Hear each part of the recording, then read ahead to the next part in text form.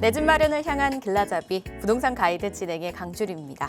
짧은 영상과 잦은 알림, 그리고 즉각적인 만족 등 우리는 지금 도파민에 습격당한 시대를 살고 있죠. 이 빠른 자극에 익숙해질수록 긴 호흡의 판단은 더 어려워지기 마련인데요. 하지만 부동산 시장은 순간의 이 쾌감보다는 좀 기다림이 중요한 투자잖아요. 우리 일상의 자극은 좀 걷어내고 현재 부동산 시장 어떻게 대응해봐야 될지 고민 한번 해보시면 어떨까요? 그 고민 저희와 함께 해주시기 바랄게요.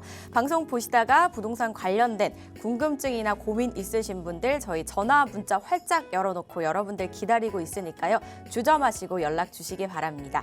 02-2638-3964번 서울 전화 02-2638-3964번으로 전화 주시거나 또는 문자죠. 샵 3989번으로 궁금하신 내용 적어서 지금 바로 보내주시기 바랄게요.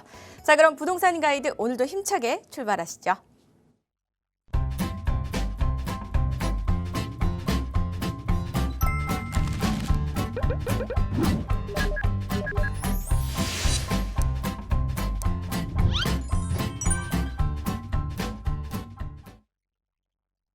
매주 목요일마다 저희와 함께 해주시는 분이죠. 국토개발연구소의 이윤환 대표와 함께합니다. 어서 오세요, 대표님. 네, 반갑습니다. 매주 목요일 3시에 찾아뵙고 있습니다. 자, 이 시간은 뭐 여러분들의 시간이에요. 여러분들의 고민 해결을 짓는 시간이니까 많은 분들 전화 주셔서 고민 속 시원하게 고민 해결하시면 좋을 것 같습니다. 네, 오늘도 대표님과 함께 정말 속 시원하게 고민 해결도 해보고요. 그리고 최근에 이제 부동산에서 좀 이슈되는 이야기들 한번 나눠보도록 하겠습니다. 그 전에 먼저 이제 고민 해결을 위한 자리가 또 마련이 되어 있습니다. 어떤 자리죠, 대표님? 자, 세미나입니다. 무료 세미나 직접 방문하셔서 강의를 들으시고 또 궁금하신 점 있으면 속 시원히 또 해결 짓는 오프라인에서의 무료 세미나인데요. 얼마 전에 한 세미나에도 굉장히 많은 분들이 오셨어요. 그래서 그분들에 대한 질문을 하나하나 풀어내다 보니까 시간이 어떻게 흘러간지 모를 정도로 굉장히 오랜 시간 동안 여러분들을 고민 해결을 해드렸는데 그런 것 같아요. 여러분들이 방송에서 해결하지 못하는 아무래도 단점 있게 시간 제약서부터 또 이제 방송을 통해서 전국의 시청자분들이 좀 보게 되는 부분을 좀 이렇게 노출하기는 좀 꺼릴 수 있는 나만의 어떤 궁금한 점 이런 것들을 좀 많이 들고 오시더라고요. 그래서 무료 세미나 시간에 이제 보따리를 풀고 이렇게 물어보시는데 정말 많은 분들의 수준도 많이 높아지셨고 질문 수준도 높아지셨고 많은 분들이 어느 정도 굉장히 많은 지식을 갖고 있더라라는 생각에 굉장히 많이 놀랐습니다. 저도 지금 박사를 패스한 지가 얼마 안 되긴 했는데 어쨌든 많은 분들이 그렇게 노력하고 공부해온 발자취를 보면서 이 방송이 얼마나 많은 분들한테 좀 도움이 됐나 이런 생각도 좀 하게 됩니다. 그래서 어쨌든 방송을 통해서 못다한 궁금한 점 세미나를 통해서 또 물어보시고 또 세미나를 통해서도 뭐 투자라든지 기타 관련된 모든 내용들을 상세하게 가르쳐 드리니까요. 많은 분들 좀 춥다고 움츠려 계시지 말고 나오셔서 세미나를 통해서 많은 것을 얻어가시면 좋을 것 같습니다. 네, 세미나 참석하셔서 여러 이야기들 나눠보시기 바랄게요. 문의사항은요. 02-2638-3964번과 샵 3989번으로 문의 후에 활용해 보시면 되겠습니다. 저희는 이슈 이야기 한번 나눠보죠. 어제였죠. 이재명 대통령이 신년 기자회견을 통해서 부동산에 대한 의견을 이제 좀 밝혔습니다. 그 내용들이 좀 아무래도 많은 분들이 주목하실 것 같은데 일단 집값 안정을 위해서 공급 확대를 정책 중심에 둔다라고 이야기를 하면서 또 다른 한편으로는 이제 세금 카드는 최후의 수단으로 남겨두겠다라고 공표를 했어요. 많은 분들이 어떤 생각을 가지고 계실지 그리고 우리는 어떤 시각으로 이 부분을 좀 해석해야 될지 이윤환 대표와 함께 이야기 나눠볼게요. 네, 그렇습니다. 자, 어쨌든 이재명 정부에서의 부동산 정책은 이제 3번의 10월 15일까지 해서 3번의 정책을 내놨습니다. 일단 공급이 중요한 골자예요. 공급량을 많이 늘리겠다. 그리고 세금적인 부분에 대해서 이전 문재인 정부처럼 과도한 세금 규제를 하지는 않겠다라고 천명을 했는데 한 가지 저는 좀 요 부분만큼은 좀 이렇게 고민을 좀 정부에서 해봐야 된다는 생각이에요. 뭐냐면 이 공급이라는 부분을 늘리는 거는 굉장히 좀 중요해요. 사실은 이 수요 공급 논리에서 수요자는 그대로 있는데 공급량이 적다라고 하는 측면인데 공급량을 늘리기 위해서 새로운 아파트를 뭐 짓겠다라는 부분, 특히 뭐 수도권에 아니라 서울 안에 재개발, 재건축 활성화시키겠다 하는 새 아파트 중심의 공급량도 중요할 수 있습니다. 하지만 정말 놓치고 가는 건 뭐냐면요. 실제 거래할 수 있는 부분에 대해서 이 공급량이 적다라는 부분은 왜 생각을 안 하는지 좀 깊이 반성할 필요가 있어요. 뭐냐면 문재인 정부 때 양도소득세를 중과를 했어요. 중과라는 부분은 팔 때 내는 세금에 대해서 뭐 20% 30%의 세율을 더 증액을 해서 이렇게 한다고 하는데 실제 내는 세금의 금액은 뭐 20, 30% 정도가 아니라 50% 100% 뭐 1.5배 내지 2배 정도 세금을 더 부과하게 되는 그런 효과가 나타나게 되는데, 그렇게 된다면 자연스럽게 그냥 세금이 너무 과도하니까 양도세가 너무 좀 세니까 좀 못 팔겠다 하는 부분들이 생겨난단 말이에요. 그럼 자연스럽게 팔려는 물건들이 많이 줄어들고 증여를 한다거나 아니면 아예 팔질 않는 쪽으로 이렇게 방향을 잡게 돼요.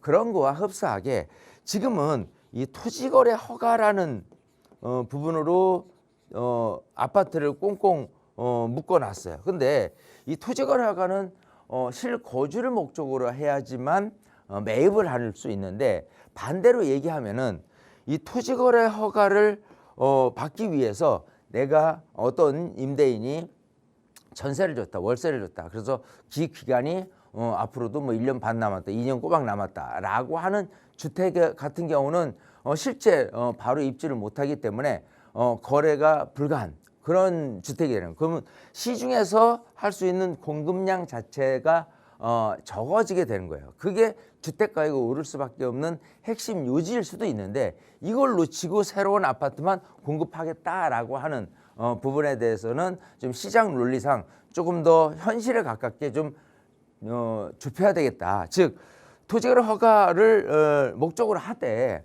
만약 전세가 껴있다라고 하면 전세 만기 시점에서 입주를 목적으로 거래가 된다고 치더라도 거래가 될 수 있도록 그렇게 좀 문호를 넓혀야지, 그렇지 않고선 당장 입주를 할 집만 거래가 되겠다라고 하는 거는 충분히 시장에서 얘기하는 공급 희소 가치, 공급량이 줄어드는 효과, 거기에 따른 주택가격 상승으로 이어질 수밖에 없기 때문에 어쨌든 정부가 계속해서 공급을 늘려야 된다라는 차원도 중요하지만, 새로운 아파트를 만들어내는 것도 중요하지만 기존의 물건을 제때 팔 수 있도록 하는 정책이 오히려 더 중요할 수 있겠다, 이렇게 말씀을 드리고 싶습니다.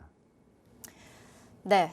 새로운 공급량도 중요하지만 짓는 데까지 시간이 꽤나 걸리잖아요. 그렇다 보니까 실제로 지금 당장에 거래할 수 있는 공급량이 훨씬 더 중요하다라고 말씀을 주셨는데, 지금 상황이 아무래도 좀 환경적인 상황에 의해서 거래량이 줄고 있다 보니까 이런 실질적인 공급에 대한 부분을 초점에 맞춰서 설명을 주셨습니다. 이 부분도 좀 참고를 해보시고 앞으로 정부 정책 나오는 방향도 이런 부분에 맞춰서 잘 흘러갔으면 하는 그런 바람을 또 가져보도록 하겠습니다. 부동산과 관련된 고민이나 어려우신 부분 저희 부동산 가이드 언제나 함께 해주시고요. 저희 생방송 중에 문자와 전화 활짝 열려 있으니까요. 연락 주시면 되고요. 만약에 조금 더 깊고 더 다양하게 이야기 나누고 싶다 하시는 분들은 오프라인 자리 꼭 한번 활용을 해보시기 바라겠습니다. 성수동 인근에서 진행이 됩니다. 지금 화면을 통해서 저희가 주제와 날짜, 시간, 장소까지 내보내드리고 있으니까요. 날짜, 시간, 장소 메모해 두셨다가 관심 있으신 분들께서는 02-2638-3964번과 샵 3989번으로 문의 후에 참석해 보시기 바라겠습니다. 자, 그럼 저희는 본격적으로 여러분들의 궁금증 하나씩 한번 또 해결을 해봐야겠죠. 먼저 저희 전화 연결부터 해보도록 하겠습니다. 여보세요? 네, 안녕하세요. 네, 반갑습니다. 시청자님. 어떤 점이 좀 궁금하실까요? 네, 저는 그 한 3억 정도로 네. 투자를 하고 싶은데요. 예. 아파트는 좀 못할 것 같고, 역세권의 그 빌라를 투자를 할지 네. 아니면 그 오피스텔을 투자를 할지 고민이 돼서요. 네. 네. 근데 그 오피스텔은 입주권이 안 나온다는 얘기가 제가 어디서 좀 들은 것 같아서 네. 그게 맞는 말인지 여쭤보고 싶어서 네. 이렇게 연락드렸어요. 네. 그럼 혹시 보고 계시는 지역이나 이런 곳은 따로 없으신가요? 뭐 그 지역은 이렇게 딱히 정하진 아직 못했어요. 아, 네. 아까 예산이 혹시 3억이라고 하셨나요? 3억, 네네. 네, 3억 내에서 어떻게 네. 투자를 하시면 좋을지 지금 고민하시는 부분, 또 오피스텔은 입주권이 안 나온다라고 들었는데 어떤지까지 저희 대표님과 말씀 나눠보시기 바랄게요. 네. 네, 반갑습니다. 네, 안녕하세요. 자, 지금 뭐 역세권 쪽에 뭐 투자를 좀 생각을 하고 계신데 네. 뭐 지역이야 뭐 당연히 좀 좋은 지역을 생각을 하실 거고 또 하나는 좋죠, 아마도 좋죠. 네. 역세권 그 개발 사업 요즘 뭐 민간 도심 복합 개발 사업 해가지고 그 법률에 근거해서 역세권 근처에 이제 개발을 하려는 움직임이 곳곳에 있거든요. 네. 그런 쪽에 뭐 빌라를 살지 아니면 뭐 오피스 살지를 고민을 하는데 이것부터 생각을 해야 될 것 같아요. 우선 오피스텔 같은 경우 아까 말씀하신 대로 입주권이 나오냐 안 나오냐 또 주택 같은 경우 주택 중에서도 이제 빌라를 언급을 하셨는데 자, 많은 분들이 오피스텔 하면은 그냥 상식적으로 오피스텔은 결국은 실제로 주거로 쓰면은 주거 아니냐라고 얘기를 해요. 그거는 세법적인 부분에서 쓰여지는 얘기예요. 뭐냐면 양도소득세를 계산할 때 오피스텔이 주택이냐라는 거는 실질과세 원칙이에요. 즉 뭐냐면 실제로 내가 주택으로 쓰고 있다라고 하면 주택이 되는 거예요. 근데 만약에 사무실로 쓰고 있다라고 하면 사무실이 되는 것이고. 자, 그런 부분에 대해서 많은 분들이 주택으로 쓰고 있다 그러면 다 주택이다라고 생각을 할지 모르지만요. 어디서 또 차이점이 나냐면 우선 취득세 부분에서 차이가 나요. 취득세 부분은 일반 주택 같은 경우는 1에서 3% 그리고 8%, 12%이 중과라는 부분이 있어요. 주택수가 늘어날수록.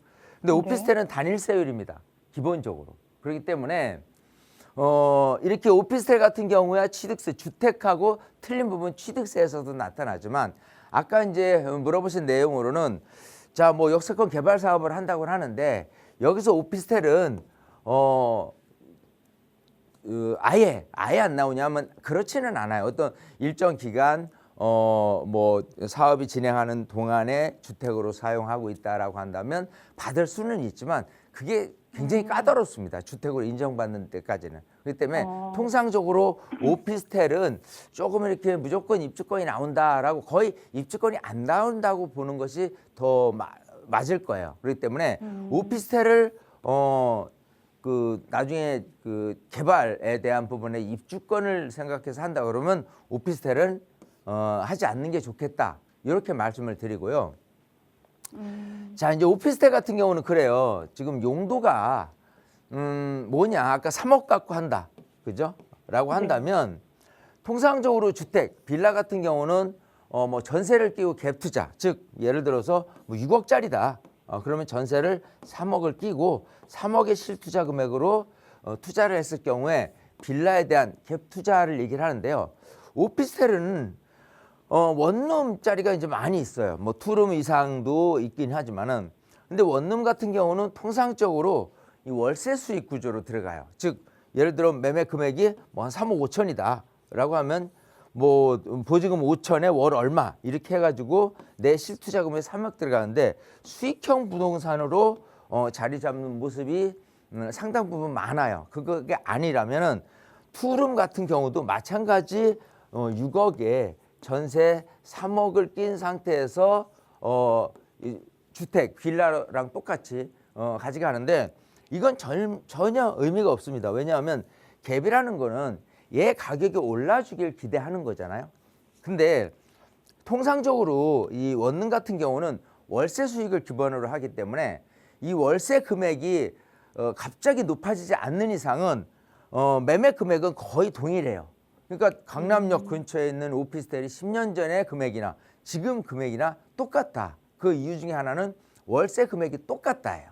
자, 그런 부분하고 투룸을 기본으로 한다면 약간 변수는 생깁니다. 만약에 투룸, 쓰리룸 정도가 좀 이렇게 도심 정도에 있는데 그 근처에 아파트가 너무 비싸. 그러면 대체제로서 실거주를 하는 데 있어서 아파트가 너무 비싸니 이쪽으로 파생될 가능성이 높거든요. 그런 측면에서는 가격이 다소 오를 수 있는 여지는 분명히 있어요.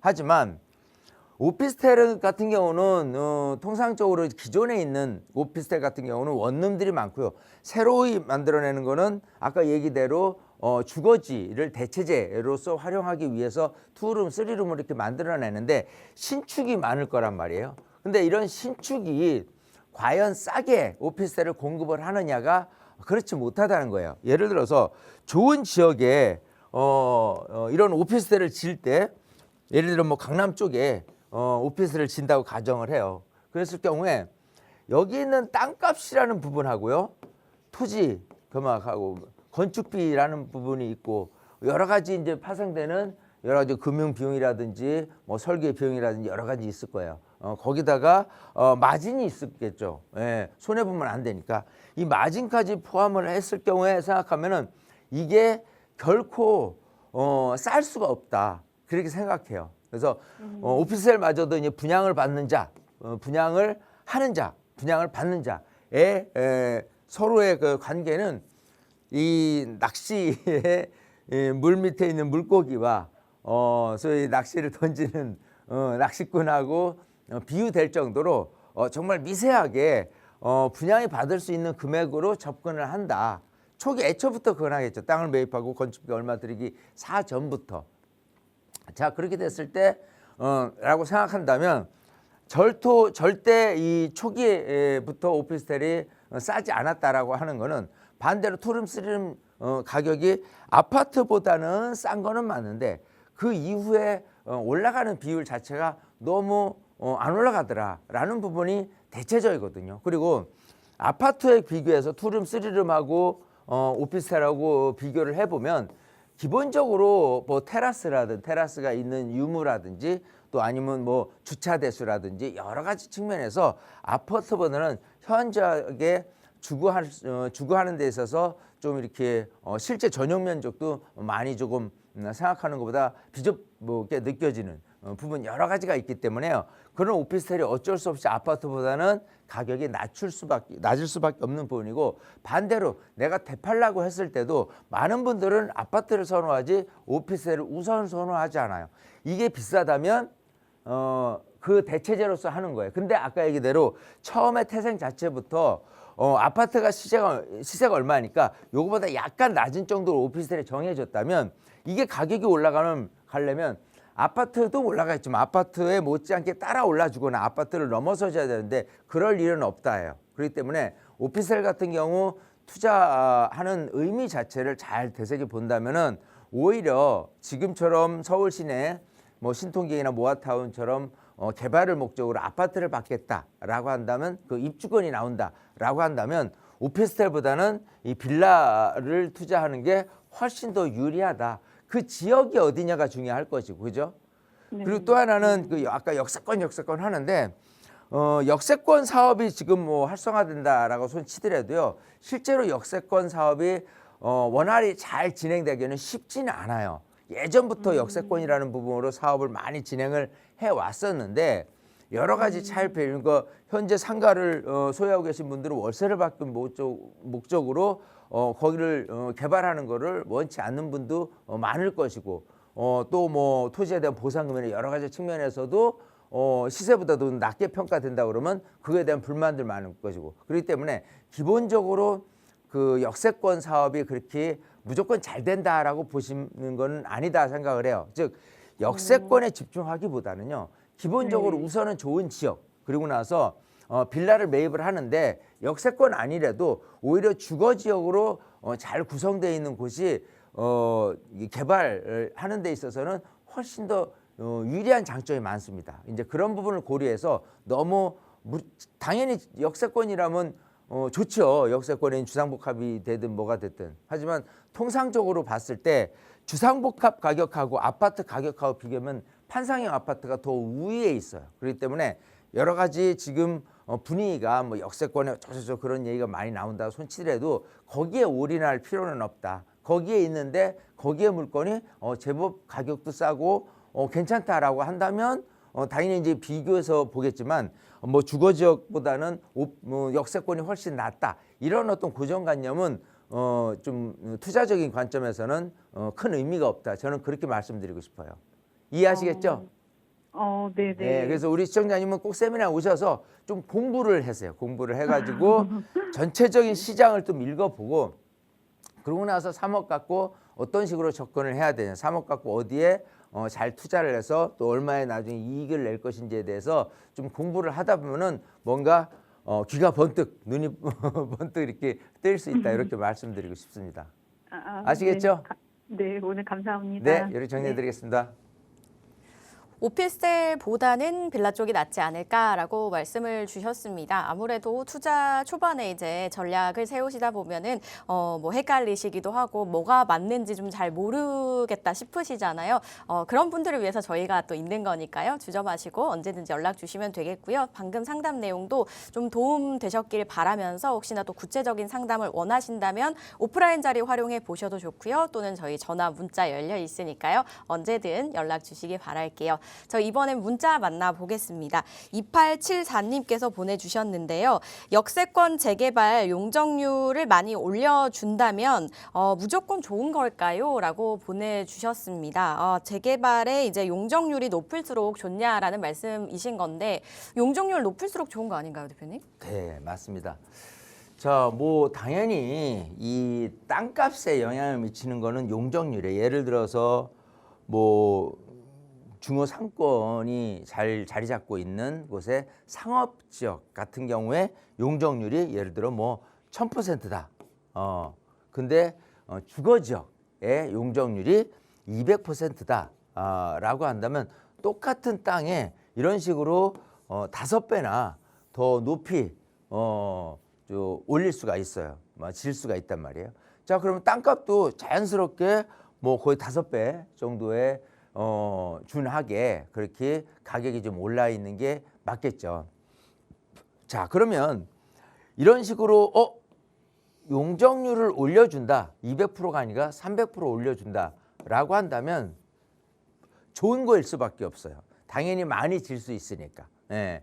자, 근데 이제 디테일하게 들어가서 실상 내면을 이제 살펴볼 때, 자, 이렇게 생각을 해요. 원래 그 지역은 용적률을 200%를 줄 수가 있어요. 근데 용적률을 올려준다라고 한다면 아무나 뭐 서울시에서 여기는 올려줄게 라고 해서 올려준다면 누구나가 올려받고 싶을 할 거예요.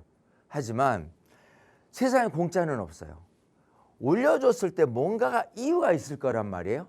무슨 이유냐라고 한다면 기본적으로 예를 들어 장기전세 주택이라든지 임대주택을 만들어나기 위한 목적으로 주는 거예요. 즉, 자, 200%에서 300%는 올려줄 테니 250%는 기본적으로 용적률 상향된 내용으로 이 주민들이 더 그 혜택을 주는 거고, 나머지 추가로 50% 올려주는 몫은 장기전세를 주택을 진다거나 아니면 임대주택을 짓도록 하는 거예요. 그래서 이런 부분이 없다면 굳이 올려줄 사항은 아니거든요. 자, 그러면 어쨌든 기본보다는 내가 임대주택이나 장기전세를 준다고 손치더라도 50%를 더 찾아보니까 무조건 좋다라고 할 수 있지만, 이런 것도 있어요.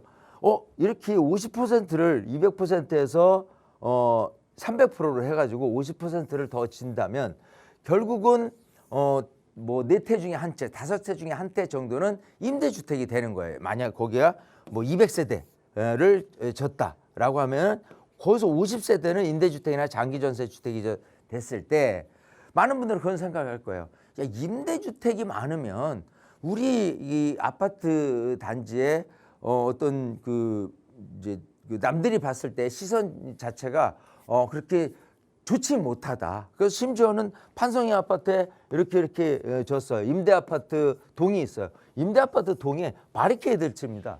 그래서 우리는 여기하고 틀리다라는 할 정도로 굉장히 극렬하게 임대 아파트를 구분을 하는 정도로 해요. 왜? 임대 아파트 섞여 있는 모습보다도 우리는 임대 아파트 없이 우리끼리 있는 모습이 더 아파트 가격 상승에 유리하기 때문에 그렇게 되겠죠. 마찬가지예요. 여기 주상복합 아파트가 딱 들어서는데 여기 일부가 50%다 그러면 어떤 게 임대 아파트인지 어떤 게 장기 전세인지 모르지만 임대 아파트 나든지 장기 전세 주택이 많다라고 하면 이미지 자체로 봤을 때는 썩 좋은 모습은 아닐 수 있다라는 거예요. 여기 판상형 아파트에 동 구분이 된 것처럼 오히려 동 구분이 안 되기 때문에 뭔진 모르지만 어쨌든 그런 임대주택이나 장기전세 주택이 많음으로써 주민들 입장에서 봤을 때는 이게 좀 좋은 모습은 아닌데 라는 부분이 있을 수 있어요. 첫 번째. 두 번째는 이거를 짓는데 누가 짓느냐? 그러면 서울시가 우리가 짓게 라는 부분이 아니에요. 어차피 여기 이제 주민들이 이렇게 해서 똘똘 뭉쳐서 요걸 짓게 되는데 요거를 용적률이 늘어날 만큼 이건 서울시에서 매입을 하되 요거는 지을 때 같이 짓는 거죠. 50% 임대주택이나 장기전세주택. 근데 지을 때 여기에 공사비가 있어요. 기본적으로 들어가는 거.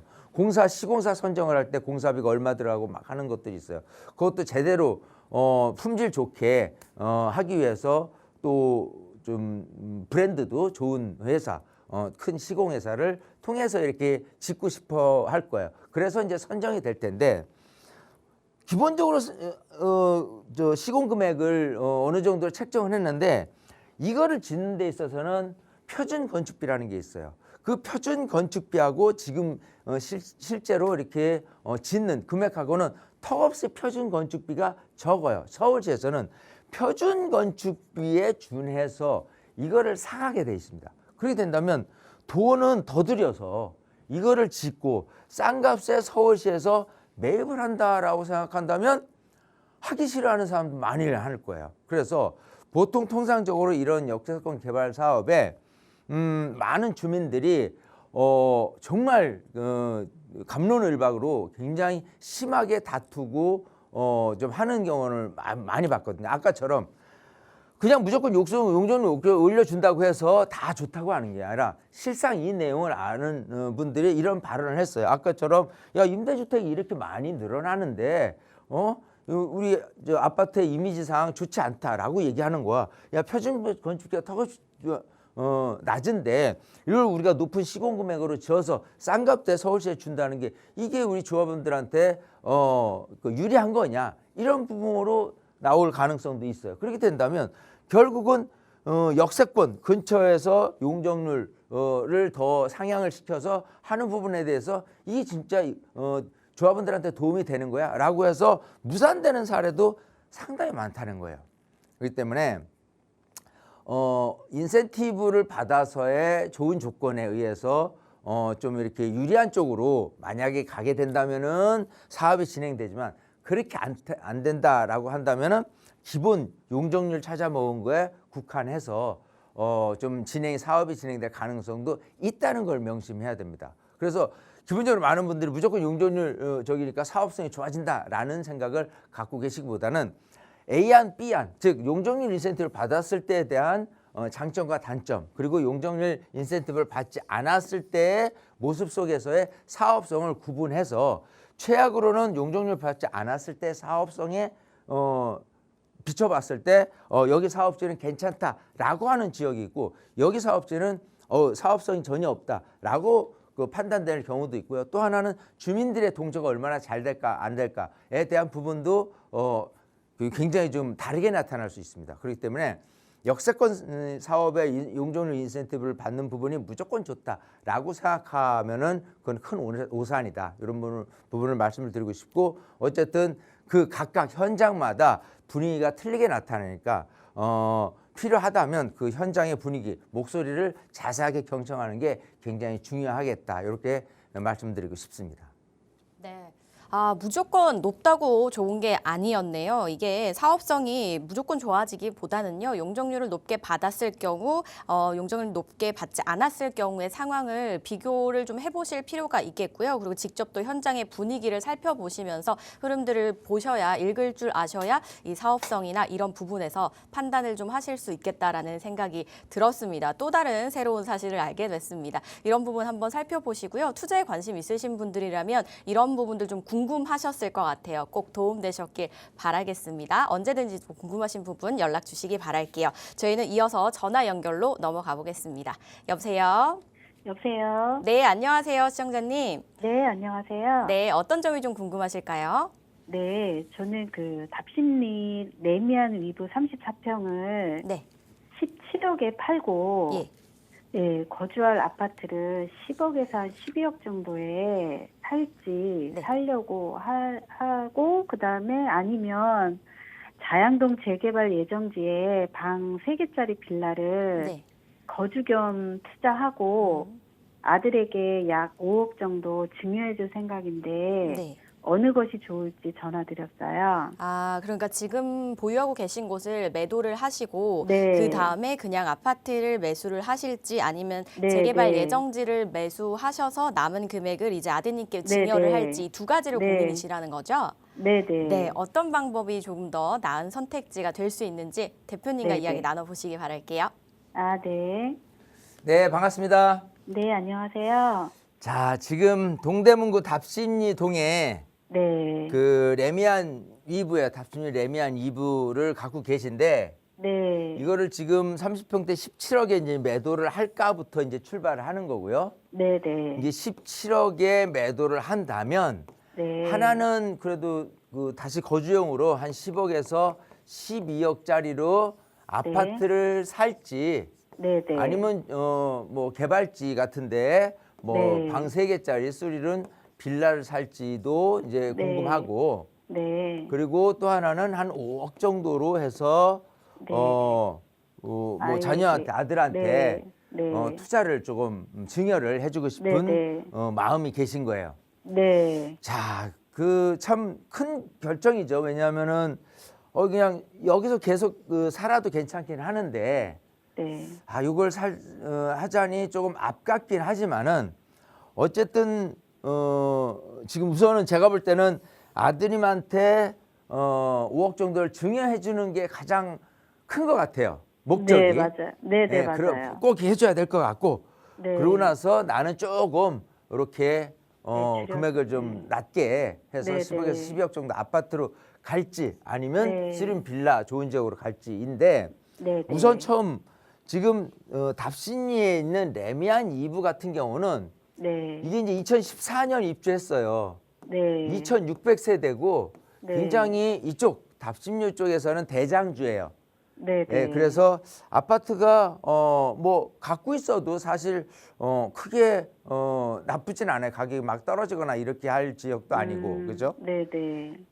여러 가지 장점은 있는데 지금 목적이 그래 증여 5억 주고 나도 이렇게 하려고 하니까 네. 이 목적상 팔아야 되는데 어쩌겠느냐라고 하면 그거는 우리 시청자님의 이제 판단이시고 저는 꼭 그렇게 할 거라면 저는 나쁘지도 않다고 생각을 해요. 왜냐하면 네. 투자적인 관점에서의 5억이 나중에 네. 5억을 투자했다가 뭐 5억, 10억, 15억으로 만약에 그 투자의 이익을 잘 본다, 재테크를 잘했다라고 한다면은 이렇게 나눠서 투자한 내용도 괜찮을 것 같고요, 그죠? 네. 만약에 또 이것도 17억짜리 아파트를 팔아서 10억에서 12억짜리 아파트를 사도 얘도 조금이라도 오르고거나 아니면은 네, 네. 쓰리룸 빌라를 샀을 경우에 얘도 오른다라고 한다면은 네. 괜찮을 거 아니에요, 그죠? 네, 그쵸. 근데 여기서 이제 5억짜리에 대한 부분으로 뭘 뭐 증여할지 이런 부분은 조금 두 번째로 숙제로 네. 좀 남겨둬 보고 네. 첫 번째 네. 10억에서 12억짜리 아파트를 살지 그죠? 네, 네. 아니면 쓰리룸 빌라를 좋은지 아까 뭐 자양동을 언급하셨는데 네, 네, 네. 어떤 게 맞겠느냐라고 한다면 네. 이 아파트라는 모습은 일단은 좋은 지역이라고 한다면 꾸준히 가격이 올라갈 가능성이 있어요. 네, 네. 특히 지금 아파트에 대한 가격 추이를 보면은 네. 점점 이 한강변에 있는 아파트와 한강하고 멀리 있는 아파트의 가격 차이는 벌어져요. 즉 한강변 네. 쪽에 있는 아파트라고 한다면은 저는 뭐 괜찮다, 계속 가져가도 괜찮다라고 하는데 네. 지금 가지고 계신 게 동대문구 답심리 물론 네, 네. 지역적으로 나쁘지는 않지만 네. 만에 하나 내가 우리 시청자님이 한강변에 아파트를 갖고 있다라고 한다면 오히려 그걸 안 파셨으면 좋겠다고 제가 우선은 말씀드리고 싶었던 건데 답순이 네. 아파트니까 그냥 과감히 이렇게 정리를 하자. 또 아들 증여를 주는 게 목적이라고 하시니까. 네네. 근데 이제 중요한 거는 아까 이제 10억에서 12억 정도로 그죠?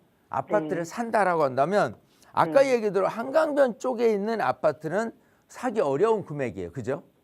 그쵸. 예. 네네. 근데 이제 한강변은 아니라도 광진구에 있는 네. 아니면 뭐 중랑구에 있는 아니면 동대문구에 있는 아파트 어딘가는 매입은 할 수는 있어요. 여기처럼 뭐 12년 차 된 아파트가 아니라도 좀 오래됐거나 아니면 소규모 단지이거나 지하철역하고 멀면은 그 정도 금액에 살 수는 있어요. 네. 하지만 과연 네. 10억에서 12억짜리의 아파트가 얼마만큼 올라가실 것이냐라고 한다면 네네. 우선 지역적으로 지금 답심리 안에서도 아까 얘기대로 오래되거나 아니면 소규모 단지이거나 지하철역 멀 텐데 네. 이게 과연 얼마나 올라갈 거냐를 한번 추측을 해본다면 글쎄 네. 제가 볼 때는 그렇게 가히 가격이 올라갈 가능성은 별로 없겠다 생각하는 거예요. 네네. 그런데 나는 네. 꼭 아파트에 안 살아도 방 3개짜리면은 앞으로 나중에 뭐 개발해서 새 아파트가 된다 하면은 나는 그것도 괜찮아라고 한다면 네. 그런 생각을 가지고 있다면 그거는 투자적인 관점에서는 굉장히 옳은 생각이고 저는 오히려 그걸 권장을 해드리고 싶어요, 솔직히. 만약에 네. 아까 자양동을 언급을 하셨으니까 자양동 쪽으로 가볼게요. 네. 자양동, 자양 4동 쪽에 뭐 신속통합기에 있는 빌라는 사실 아까 뭐 거주할 방 3개, 화장실 2개짜리 정도의 네. 빌라는 가격이 너무 비싸요. 지금 17억보다도 비싸요, 거기는. 네, 그래서 여기는 신속통합기획이고 사업이 잘 진행되고 있기 때문에 그런 거고 그렇지 네네. 않은 곳, 자양동 안에서도 뭐 네. 자양 1동이나 자양 2동이나 이쪽에서 사업이 진행되는 곳 안에서 네. 빌라를 매입한다라고 한다면 아까 네. 얘기한 10억에서 12억 정도로는 충분히 방 3개, 화장실 2개 구조의 신축에 가까운 빌라를 매입을 할 수가 있어요. 자, 그럼 그 네. 빌라를 매입했을 네. 때 어떤 네. 이득이 부수적으로 따라올 거냐라고 한다면 네네. 우선은 개발이 되니까 이제 아파트를 받고자 하는 목적이잖아요. 네네. 그럼 이제 조합원이 되는 거예요. 입주권이 나온단 말이에요. 네네. 입주권이 나왔을 때 조합 분양 금액, 그죠? 네. 이 있을 것이고, 그죠? 나중에 시세가 얼마 갈 것이고, 그죠? 네네. 그러고 나서 내가 지금 방 3개, 화장실 2개 10억 가지고 갔을 경우에 네. 내가 평가액이 나올 거란 말이에요. 네. 그러니까 예를 들어 평가액이 만약 10억이 나왔어. 네. 방 3개짜리가. 그러면은 프리미엄이 없겠죠. 프리미엄이 없는 거예요. 그러니까 내가 10억짜리인데 10억에 대한 평가를 받았어요. 예를 들어 조합원 분양 금액이 15억이에요. 네네. 예. 근데 내가 10억에 지금 빌라를 샀는데 10억을 평가를 받았어. 네. 그러면 조합원 분양 금액이 15억이면 5억을 추가 분담금으로 내면 되는 거잖아요. 네네. 그죠? 예. 그러니까 네. 프리미엄 형성이 안 됐어. 이 피는 분양 금액, 조합원 분양 금액하고 시세를 얘기를 하는 거예요. 여기서 프리미엄이 자꾸 올라가거든요. 네. 만약에 시세가 여기 했는데 네. 여기가 한 30억 가까이 됐어. 라고 한다면 네네. 15억에 내가 조합 분양을 했는데 시세는 30이니까 15억의 상승 여력이 있을 거 아니에요. 네네. 자, 그렇게 된다면 비록 빌라라고 손치더라도 개발을 앞둔 이 빌라로서의 장점은 무궁무진한 거예요. 이해되시겠죠? 네네. 그러면 아까 얘기대로 10억, 12억의 아파트를 네. 뭐 여러 가지 단점이 많은 소규모의 노후된 지하철역하고 먼 이런 부분에 이것보다는 일단은 네네. 자양동이기 때문에 지역은 받쳐줄 것이고 그리고 개발지 안에 들어가기 때문에 언젠가는 개발이 되는 모습 속에서 평가액도 네. 어느 정도 물론 뭐 10억을 다 받을지 아니면 뭐 한 8억을 받을지 얼마를 받을지 모르지만 네네. 통상적으로 방 3개 화장실 2개 구조라면 못해도 네. 8억 이상은 받을 수 있다 저는 생각을 해요. 네. 그러니까 만약에 8억을 받는다고 손치더라도 네. 이 10억에 샀다라고 얘기하는 건 2억의 프리미엄을 준 꼴이 되는 거고 네네. 2억 프리미엄이라는 거는 조합 분양 금액이 예를 들어 15억이라고 했을 경우에 앞으로 시세 차익을 한 15억을 본다 하면은 2억을 이미 줬으니 한 13억의 시세 차익을 보는 구도가 되지 않겠느냐 생각을 해보는 거예요. 그러면 네네. 내가 아파트가 아닌 그러니까 아파트는 포기했지만 좋은 네. 지역을 선택을 했고 그리고 개발지 했기 때문에 나중에 이제 새 아파트가 되는 모습 속에서 한다면 기존의 아파트를 가지고 가는 것보다 훨씬 유리한 네, 점은 있어요. 그- 이해되시겠죠? 네네네. 그런 점을 생각한다면 저는 우리 시청자님이 네. 꼭 빌라라고 무시할 게 아니라 좋은 네. 지역으로 이왕이면 업그레이드하고 그러니까 동대문 답심리동에서 광진구 자양동으로 업그레이드하고 네. 아드님마저도 사실은 5억 갖고 있다라고 한다면은 네. 5억 갖고 사실 여기에 그 구역 지정 모아타운 선정된 곳에 투자하기는 쉽진 않을 거란 말이에요. 네네. 그러면 자연스럽게 모아타운은 선정을 할 만한 곳을 대상지로 해가지고 그거를 이제 갭 투자식으로 전세 끼고 해놓는다 그러면은 이것도 마찬가지 괜찮은 나중에 이제 이런 정도의 이익은 충분히 볼 수 있을 거라고 생각하는 거예요. 좋은 지역이기만 하면 되는 거예요. 이해되시겠죠? 네네. 예, 그런 측면에서 한다면은 과감히 지역을 바꿔주는 데 있어서는 훨씬 유리하다. 두 마리 토끼를 다 잡을 수도 있겠다 하는 생각이니까요. 우리 시청자님도 꼭 세미나 오셔서 이런 네. 디테일한 공부를 해드려요. 지금은 이렇게 어바웃으로 얘기했지만 네, 몇 네. 번 더 트레이닝을 해보면은요. 네. 내가 얼마를 투자해서 얼마의 이익을 보겠다라는 부분이 감이 확 옵니다. 그러면 과감히 내가 이게 맞겠네. 투자를 조금 서두르는 게 맞겠네. 투자를 하는 게 맞겠네. 이렇게 네. 생각이 점점 바뀔 거라는 거예요. 아시겠죠? 네네. 네. 네. 그리고 정리해 드리겠습니다. 네, 감사합니다. 네.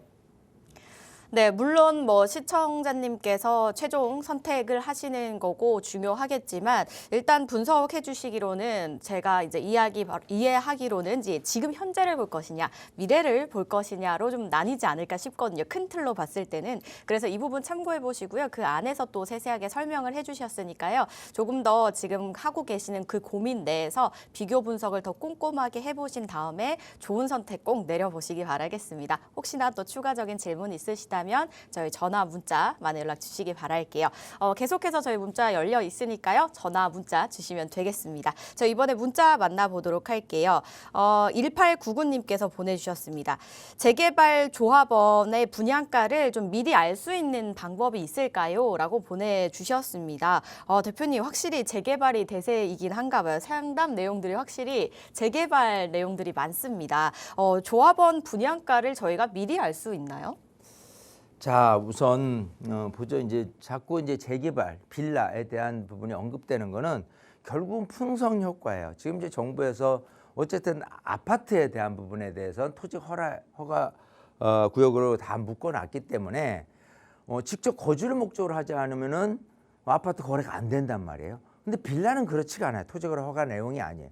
그러다 보니까 빌라를 그러면은 갭 투자, 전세 끼고, 아파트도 원래 전세 끼고에 사놓는 개념으로 많이 인식이 돼 있다가 지금은 그게 안 된단 말이에요. 그런데 빌라는 되는구나. 근데 막연한 빌라를 그냥 무조건 전세 끼고 사놓는 게 능사는 아니잖아요. 그렇기 때문에 이게 만약 재개발이 될 거라면 이라는 가정하에서 지금 이제 빌라를 보시고 계신 거예요.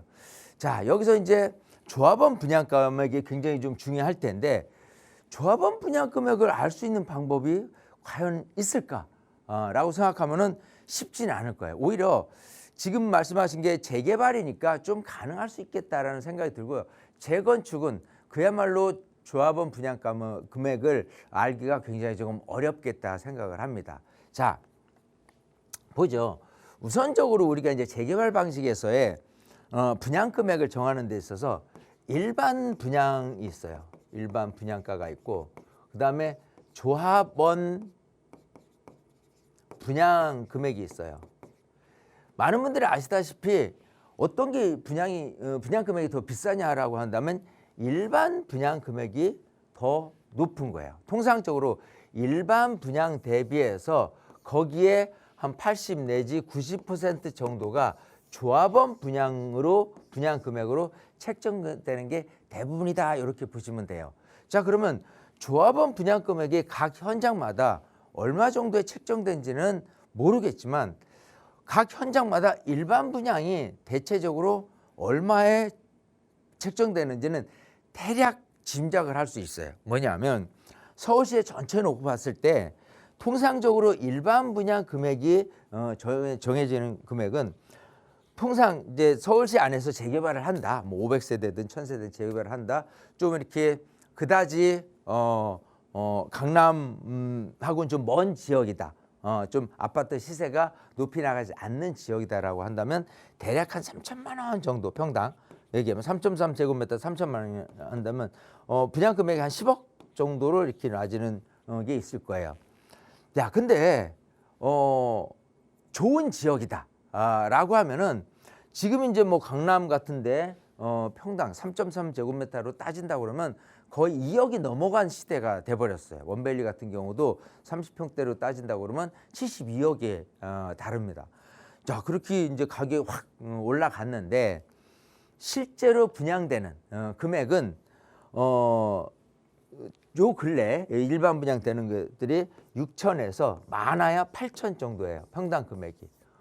그러니까 통상 뭐 원밸리나 이런 거에도 7천만 원이 안 됐어요. 평당 금액 자체가. 뭐 잠실에 있는 아파트도 일반 분양 금액도 6천이 안 됐고. 자, 요 정도 추산되는 금액이면 8천만이 안 되는구나라고 한다면 어느 지역을 갔을 때 요걸 기준치로 해도 3천만하고 8천하고 사이에 정도에 두겠네. 예를 들어서 뭐 자양동이라고 가정을 한다라고 한다면 자양동의 분양 금액을 대략적으로 얼마로 추산을 하겠느냐 그러면 한 5천 정도밖에 추산을 할 수밖에 없는 상황이라는 거예요. 아파트 시세가 있으니까.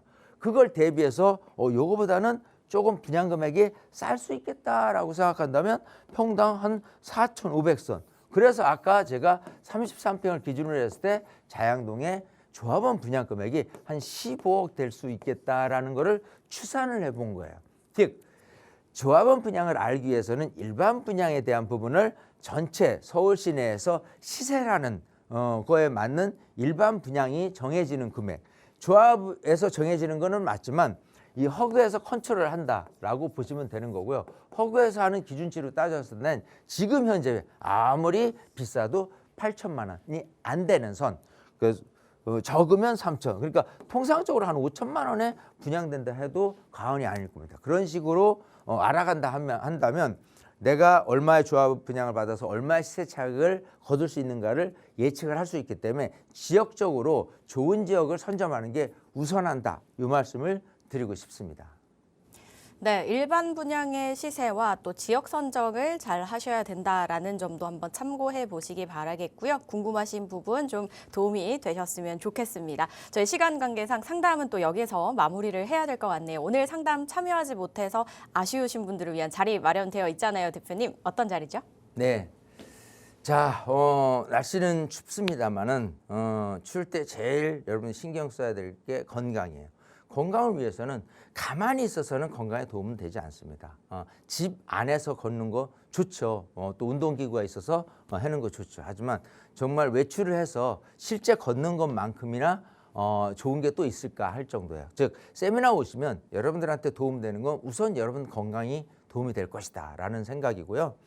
뭐 교통편이 뭐 2호선 뚝섬역하고 분당선 서울숲역이니까 아마 뭐 교통적인 측면에서 여러분들이 접근하기 굉장히 좋을 것 같고, 자, 뭐 일단 세미나를 오셔서 얻어낼 수 있는 효과는 무궁무진합니다. 제가 뭐 일석오조까지도 얘기할 정도로 많은 것을 가르쳐 드리는데 부동산 시장도 읽어야 되고 또 지금처럼 재개발을 하는 데 있어서 내가 실투자금이 얼마인데 얼마의 이익을 얼마 기간 동안 볼 것이냐라는 부분을 면밀히 이렇게 검토를 하다 보면요. 대략 윤곽이 나와요. 어디 지역에 어느 정도 금액성으로 어떤 투자를 해야 될지라는 부분이고, 아까 또 뭐 증여라는 부분인데 증여를 세를 조금 합법적으로 좀 이렇게 절세하는 방법도 알려드립니다. 그래서 여러 가지를 놓고 여러분들의 알려드릴 걸 알려드린 것, 또 여러분들이 궁금하실 부분도 다 알려드리니까요. 많은 분들 참여하셔서 여러분들의 시간으로 적극 활용하시면 좋을 것 같아요. 네, 문의사항은요. 02-2638-3964번과 샵 3989번으로 문의 후에 참석해 보시기 바라겠습니다. 저희 방송에서 제공하는 정보는 투자 판단에 대한 조언일 뿐 해당 부동산의 가치 상승과 하락을 보장하지 않습니다. 저희 여기서 인사드릴게요. 저희 내일 이 시간 다시 찾아뵐 테니까요. 항상 함께해 주시기 바랍니다. 시청해 주신 여러분 고맙습니다.